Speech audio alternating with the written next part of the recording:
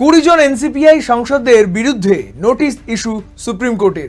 জাতীয় রাজনীতি ও সাংবিধানিক মারপ্যাচ। জাতীয় রাজনৈতিক প্রেক্ষাপটে এক নজিরবিহীন আইনি ও সাংবিধানিক লড়াইয়ের মুখোমুখি হয়েছে সর্বভারতীয় তৃণমূল কংগ্রেস এবং দলত্যাগী 20 জন এমপি। তৃণমূল কংগ্রেস ছেড়ে National People's Congress of India এনসিপিআইতে যোগ দেওয়া 20 জন লোকসভা সাংসদের সদস্যপদ খারিজের দাবিতে মামলা গড়িয়েছে দেশের সর্বোচ্চ আদালতে।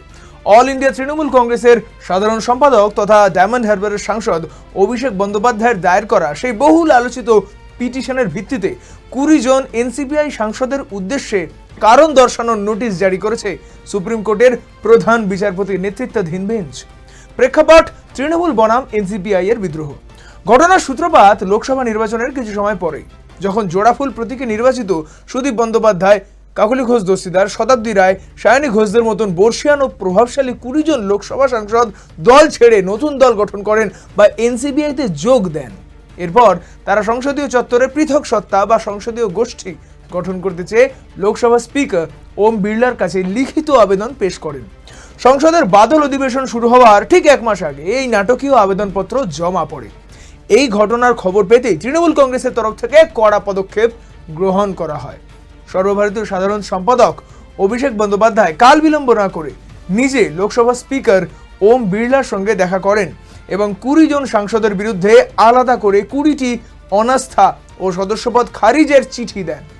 সংবিধানের 10ম তফসিল অর্থাৎ দলত্যাগ বিরোধী আইন, যেটাকে আমরা জেনে থাকি অ্যান্টি ডিফেকশন ল নামে, সেই আইন অনুযায়ী ওই সাংসদদের সদস্যপদ অবিলম্বে খারিজ করার জন্য আবেদন জানান তিনি। সুপ্রিম কোর্টের দরবারে অভিষেক বন্দ্যোপাধ্যায়ের রিট পিটিশন। সংসদের পুরো বাদল অধিবেশন পার হয়ে গেলেও লোকসভার স্পিকার ওম বিড়লা ওই 20 জন সাংসদের দলত্যাগ বিরোধী আর্জি নিয়ে কোনো সদুত্তর বা চূড়ান্ত পদক্ষেপ নেননি বলে অভিযোগ তোলে তৃণমূল কংগ্রেস।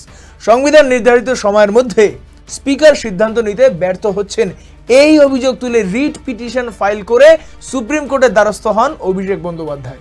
সেখানে লোকসভার স্পিকার, সেক্রেটারি জেনারেল এবং ওই 20 জন দলত্যাগী সাংসদকে পক্ষ থেকে আবেদন জানানো হয়। শীর্ষ আদালতের শুনানি ও সুপ্রিম রায়। সুপ্রিম কোর্টের প্রধান বিচারপতির নেতৃত্বাধীন বেঞ্চে এই হাই ভোল্টেজ মামলার শুনানিতে উপস্থিত ছিলেন রাজনৈতিক ও আইনি জগতের দিকপাল ব্যক্তিত্বরা। লোকসভা স্পিকারের পক্ষে সওয়াল করতে হাজির হয়েছিলেন ভারতের সলিসিটর জেনারেল তুষার মেহতা। শুনানিকালে তুষার মেহতা সুপ্রিম কোর্টকে জানান যে লোকসভা স্পিকার ওম বিড়লা একটি সর্বোচ্চ সাংবিধানিক পদে আসীন, তাই সাংবিধানিক পদাধিকারী হিসেবে তার বিরুদ্ধে বা তার দফতরকে সরাসরি নোটিশ ইস্যু না করার বিনীত আবেদন জানান সলিসিটর জেনারেল। সেই প্রেক্ষিতেই সুপ্রিম কোর্ট স্পিকার ও লোকসভার সচিবালয়ের প্রতি আলাদা করে কোনো নোটিশ জারি করেনি।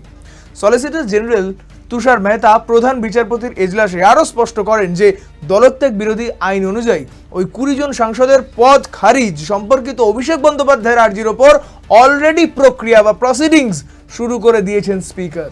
অভিষেকের দাবির ভিত্তিতে সংশ্লিষ্ট 20 জন সাংসদের বক্তব্য জানতে চেয়ে স্পিকারের অফিস থেকে ইতিমধ্যেই পৃথক নোটিশ দেওয়া হয়েছে। স্পিকারের নির্দেশেই এই খবর শীর্ষ আদালতকে অবগত করা হয়। শুনানির সময় বেঞ্চের বিচারক স্পষ্ট মন্তব্য করেন যে নির্দিষ্ট সময়সীমার মধ্যে স্পিকারকে সিদ্ধান্ত নেওয়ার আর্জি জানানো হয়েছে, ফলে একটি সাংবিধানিক পদে থাকা ব্যক্তির দৃষ্টিভঙ্গি বা অবস্থান না শুনে আদালত সরাসরি কোনো চরম আদেশ বা মন্তব্য চাপিয়ে দিতে পারে না। সার্বিক যুক্তি বিবেচনা করে প্রধান বিচারপতির বেঞ্চ তৃণমূল ছেড়ে এনসিপিআইতে যোগ দেওয়া 20 জন বিদ্রোহী সাংসদের উদ্দেশ্যেই আদালত নোটিশ ইস্যু করে এবং তাদের লিখিত বক্তব্য দাখিল করার নির্দেশ দেয়। আগামী 2 সপ্তাহ পর এই সংবেদনশীল মামলার পরবর্তী শুনানির দিন ধার্য করা হয়েছে। তৃণমূল শিবিরের প্রতিক্রিয়া। আইন আমাদের পক্ষে। আদালতের এই পদক্ষেপকে নীতিগত জয় হিসেবে দেখছে তৃণমূল কংগ্রেস।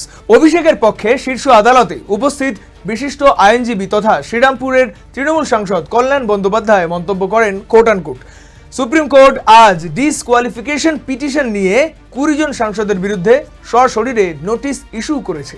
তুষার মেহতা স্পিকারের পক্ষে হাজির ছিলেন। এটা তো সবে খেলা শুরু, আমাদের কিছু বলতেই হয়নি। আইন আমাদের পক্ষে এতটাই স্পষ্ট এবং এই 20 জন সাংসদ মিলে এতটাই বেআইনি ও অসাংবিধানিক কাজ করেছেন যে স্পিকার বিষয়টিকে আটকে রাখলেও সর্বোচ্চ আদালত নিজেই হস্তক্ষেপ করেছে। অনেকদিন পর আদালতে বাড়তি মুখ খুলতে হলো না। কোট আনকোট এমনটাই জানান তিনি। তৃণমূলের টিকিটে জিতে এসে আলাদা দল গঠন করা এবং পরবর্তীতে শীর্ষ আদালতের সাময়িক এই কারণ দর্শানোর নির্দেশ ভারতীয় সংসদের ইতিহাসে এক গুরুত্বপূর্ণ টার্ন। সুপ্রিম কোর্টের পরবর্তী আদেশের উপর নির্ভর করছে 20 জন এনসিপিআই সংসদের ভবিতব্য এবং লোকসভায় পশ্চিমবঙ্গের রাজনৈতিক শক্তির সমীকরণ। 2 সপ্তাহ পরের পরবর্তী শুনানি তাই দেশের আইনি ও রাজনৈতিক মহলে আলোচনার অন্যতম কেন্দ্রবিন্দু। সকল আপডেটস জানতে চোখ রাখুন আরোহী নিউজ বাংলায়।